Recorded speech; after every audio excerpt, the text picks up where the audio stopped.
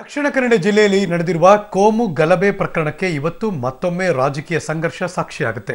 ಸಹಜ ಸ್ಥಿತಿಯತ್ತ ಮರಳಿರುವಂತಹ ಜಿಲ್ಲೆಯಲ್ಲಿ ಶಾಂತಿ ಕಾಪಾಡೋಕೆ ರಾಜ್ಯ ಸರ್ಕಾರ ಈಗ ಶಾಂತಿ ಸಭೆ ಕರೆದಿದೆ. ಜಿಲ್ಲಾ ಉಸ್ತುವಾರಿ ಸಚಿವ ರಮಾನಾಥ್ ರೈ ನೇತೃತ್ವದಲ್ಲಿ ಸಭೆ ನಡೆಯುತ್ತಾ ಇದೆ. ಜಿಲ್ಲೆಯ ಸಂಸದರು, ಶಾಸಕರು, ವಿವಿಧ ಧರ್ಮಗಳ ಮುಖಂಡರು ಕೂಡ ಈ ಸಭೆಗೆ ಆಹ್ವಾನಿಸಲಾಗಿದೆ. ಆದರೆ ಬಿಜೆಪಿಯವರು ಶಾಂತಿ ಸಭೆಯನ್ನು ಬಹಿಷ್ಕರಿಸಿ ಬೆಳಗ್ಗೆ ಮಂಗಳೂರಲ್ಲಿ ಪ್ರತಿಭಟನೆ ನಡೆಸೋದಕ್ಕೆ ನಿರ್ಧಾರ ಮಾಡಿದ್ದಾರೆ.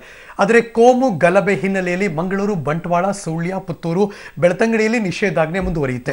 ಈ ಹಿನ್ನೆಲೆಯಲ್ಲಿ ನಗರದ ಟೌನ್ ಹಾಲ್ ಮುಂಭಾಗದಲ್ಲಿ ನಡೆಸೋದಕ್ಕೆ ಉದ್ದೇಶಿಸಿರುವ ಬಿಜೆಪಿ ಪ್ರತಿಭಟನೆಗೆ ಪೊಲೀಸರು ಇನ್ನೂ ಅನುಮತಿ ಕೊಟ್ಟಿಲ್ಲ. ಇವತ್ತಿನ ಹೋರಾಟದಲ್ಲಿ ಮಾಜಿ ಮುಖ್ಯಮಂತ್ರಿ ಬಿಎಸ್ ಯಡಿಯೂರಪ್ಪನವರು, ಸಂಸದೆ ಶೋಭಾ ಕರಂದ್ಲಾಜೆ, ಸಂಸದ ನಳಿನ್ ಕುಮಾರ್ ಕಟೀಲ್ ಭಾಗವಹಿಸುತ್ತಾರೆ. ಜಿಲ್ಲಾಡಳಿತ ಎಲ್ಲರನ್ನು ಒಂದೇ ದೃಷ್ಟಿಯಿಂದ ನೋಡಬೇಕು. ಜಿಲ್ಲಾ ಉಸ್ತುವಾರಿ ಮಂತ್ರಿಗಳ ಇದಕ್ಕೆ ಬಾಕಿಯಾಗಿದ್ದ ಕಾರಣ ಜಿಲ್ಲಾ ಉಸ್ತುವಾರಿ ಮಂತ್ರಿಗಳ ನೇತೃತ್ವದಲ್ಲಿ ಶಾಂತಿ ಸಭೆ ನಡೀತದೆ ಅಂತ ಹೇಳಿದರೆ ಎಷ್ಟೋ ಮಟ್ಟಿಗೆ ನ್ಯಾಯ ಸಿಗ್ತದೆ. ಇದನ್ನು ಎಲ್ಲರೂ ಆಲೋಚನೆ ಮಾಡಬೇಕು.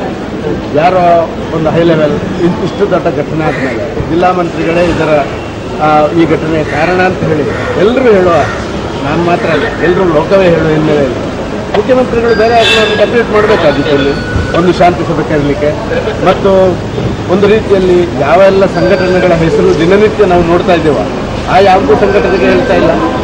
ಯಾವುದೋ ನಿಮ್ಮ SDPI ಮತ್ತೊಂದು ಇಂಥದಕ್ಕೆ ಮಾತ್ರ ಕೊಟ್ಟುಬಿಟ್ಟು ಬೇರೆ ಯಾವ ಸಂಘಟನೆಯ ಒಬ್ಬ ವ್ಯಕ್ತಿಯ ಹತ್ಯೆ ಆಗಿದೆ ಆ ಸಂಘಟನೆಗೆ ಒಂದು ನಿಮ್ಮ ಶಾಂತಿ ಸಭೆಗೆ ನೋಟಿಸ್ ಇಲ್ಲ ಅಂತ ಹೇಳಿದರೆ ಇದು ಶಾಂತಿ ಸಭೆ ಅಥವಾ ಕಾಂಗ್ರೆಸ್ ಪಕ್ಷದ ಸಭೆ ಅಂತ ಪ್ರಶ್ನೆ ಮಾಡಬೇಕು.